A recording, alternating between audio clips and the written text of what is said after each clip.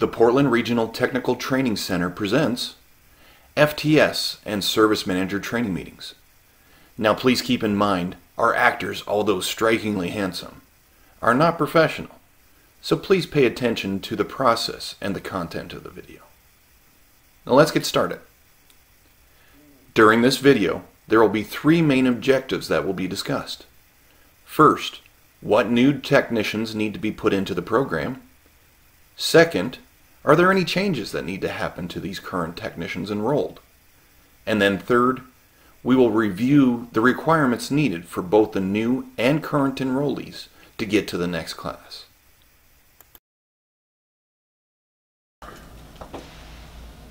Alright, so you're ready to talk tech training? Yes, let's do it. Okay, first off, is there anybody new in the store? We've got a fella that's been here a while that's showing some promise. I think we want to, maybe get him some training, yeah. Okay, who's that? His name's Cooper. He's been here about 9 months. Yeah, I met DB. Yeah. So as you know, we have some basic minimum requirements. First is at least 1 year line technician experience or a formal training such as T-10 or other automotive school. We also allow ASEs to count towards that. And then they also need to meet the basic maintenance certification requirements. Do you know if he has any of those? I know he's got a couple ASEs.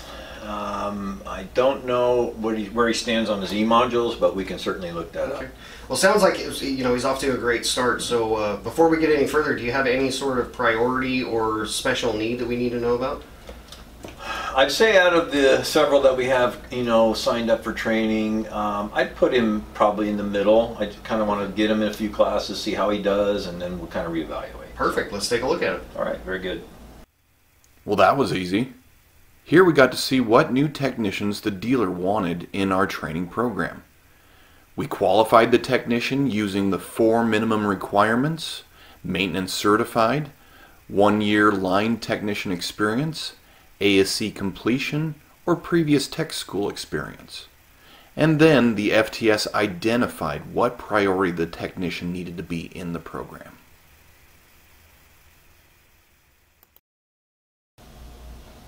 Alright, so before we look into Cooper, first off, I'm showing you've got Bill Stevens and John Smith in the program. Has anything changed? Yeah, it looks like Bill is going to be retiring early, so I think we're going to probably pull him out of the program here now that you're here. Yeah, I'll get him out of there. And what about John? John's, he's doing fine. I think we're just going to keep the status quo with him and keep moving him through and all the way up to MDT. All right, perfect. Let's take a look at him. Very good. Excellent. The FTS has identified any sort of changes for the current techs in the program. Found out that there was a tech retiring, so he needed to be removed. Also found out that the other techs in the program could be left where they were at. Also identified if any of those techs needed to have their priority level changed. Alright, so let's take a look at those reports that I sent you earlier this month. Yeah. Got them right here. Alright. Who do you want to look at first? Let's look at John Smith. Okay.